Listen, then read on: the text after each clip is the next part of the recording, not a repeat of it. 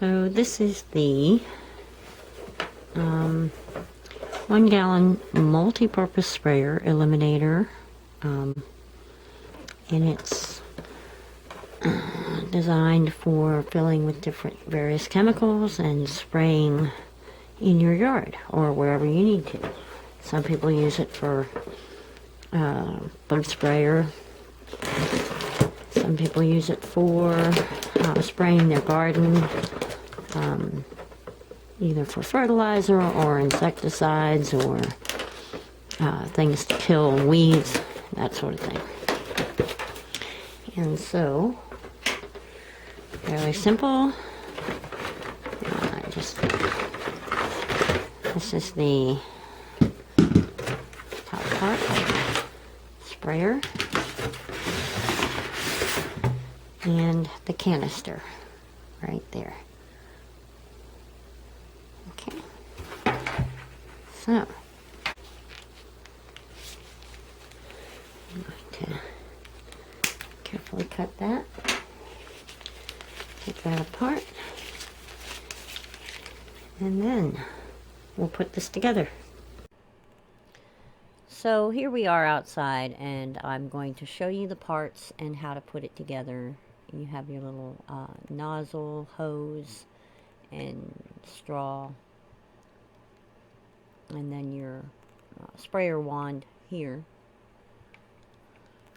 and then of course your top part, which is your pumper. Now, to put the wand together with the sprayer nozzle, you want to make sure that this little end with the stopper goes all the way to the end, and then you slide the screw cap over top and tighten it hand tight.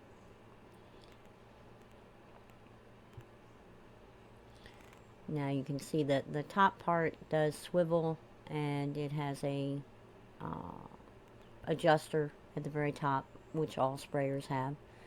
And then you have your little handle trigger. This cap, you want to leave it tight. I'm not really sure exactly what it does, but when I tried to open it, it leaked everywhere, so I left it tightly closed. Now this straw has to go into this little spot on the side, and you have to make sure there's a little rubber ring in there. You need to make sure that it's pushed in really tight so it can make a seal. And then once you've got the hose in tight, you want to put the little screw cap over top. And this is a little tricky. Make sure that you get the threads just right, because you don't want to mess up the threads. This is not an expensive sprayer. It's kind of cheap, and if you manhandle it, you're liable to mess it up. So I'm just making sure I get it on properly, and then I'm going to tighten it as tight as I can, but not too tight.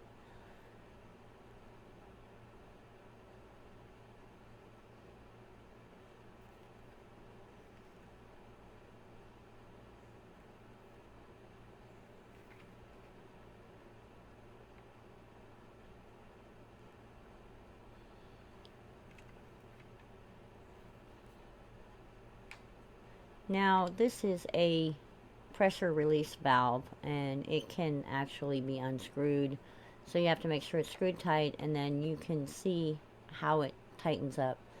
Now the top part goes on. Make sure you've got it threaded properly again, and tighten it down, and then just hand tighten it.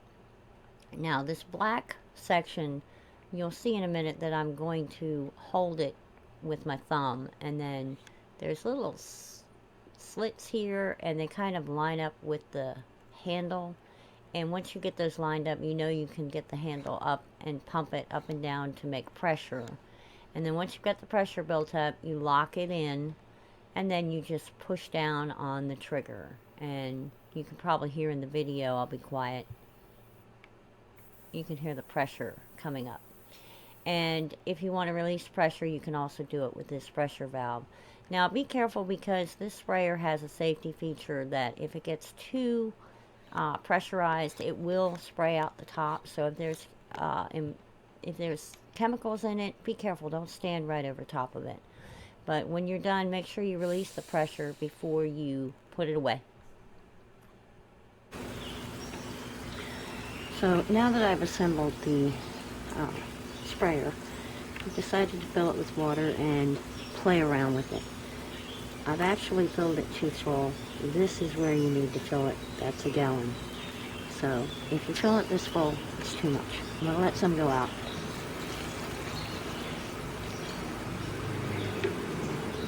It has to be under this at least. So I'm going to go ahead and put this on. I'm going to make sure you have even pressure. And then start screwing it slowly. It's good to play around with these things when they just have water in them before you put dangerous chemicals, so you know what you're doing. Now, you don't have to tighten it too much. Now we need to hold this. I'm holding on the other side. I'm going to turn it till it lines up with this little edge here and lift up. Now I'm going to pump to build up the pressure. And you can tell the pressure's pretty full. So I'm going to let some out by pushing this. And I'm going to prime this and get all the air out.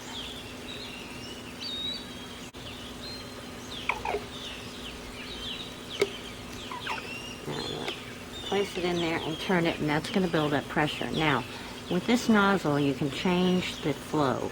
You can see my poison ivy. It's disgusting.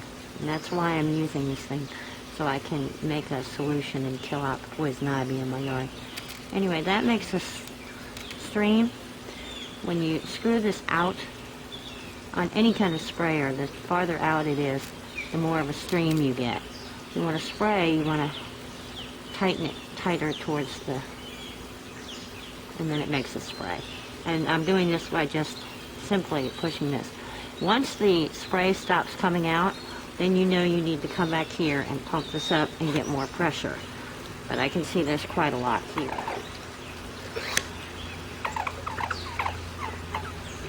And this is not a industrial sprayer, so I don't want to push it too far.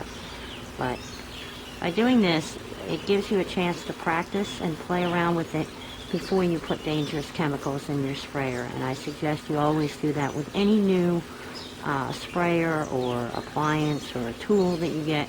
Always test it out when it's safe before actually using it, so you're familiar with it. Even if you've used one before, you never know, it could be a little different. It could be glitchy, there could be something wrong, so always test it out in a safe way before using it in a more dangerous setting, like with chemicals, or if it's a tool, make sure you test it out before using it, like with a saw to cut things.